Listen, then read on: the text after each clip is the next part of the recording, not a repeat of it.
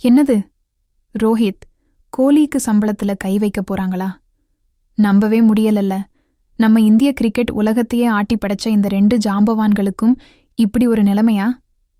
BCCI எடுக்க போற அந்த ஒரு முடிவு இப்போ மொத்த கிரிக்கெட் ரசிகர்களையும் பதற வச்சிருக்கு. கேட்கறதுக்கே கொஞ்சம் கஷ்டமாதான் இருக்கு. ஆனா இதுதான் இப்போ கிரிக்கெட் வட்டாரத்துல ஓடிட்டு இருக்கிற ஹாட் நியூஸ். சரி, மேட்ருக்குள்ள போறதுக்கு முன்னாடி உங்ககிட்ட ஒரு சின்ன கேள்வி.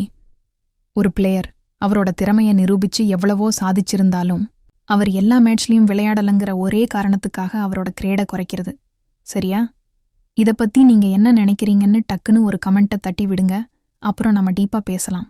விஷயம் என்னன்னா, வர்ற டிசம்பர் 22 ஒரு முக்கியமான மீட்டிங் நடக்க போகுது. ஆன்லைன் மூலமா நடக்க போற இந்த பிசிசிஐ வருடாந்திர பொதுக்குழு கூட்டத்துல தான் ஒரு பெரிய குண்டு தூக்கி போட போறாங்க. 2024 முதல் 2025 சீசனுக்கான வீரர்களோட சம்பள ஒப்பந்தத்தை பத்தி அங்கதான் விவாதிக்க போறாங்க.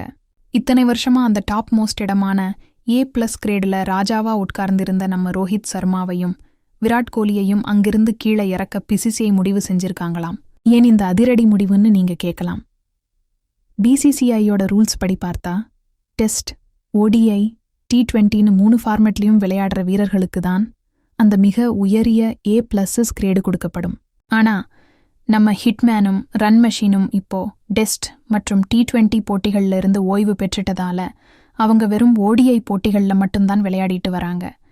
இதனால அவங்கள அந்த டாப் லிஸ்ட்ல வச்சிருக்கிறது சரியா இருக்காதுன்னு போர்டு நினைக்குது. இதனால அவங்க கிரேடுக்கு தள்ளப்பட அதிக வாய்ப்பு இருக்கு.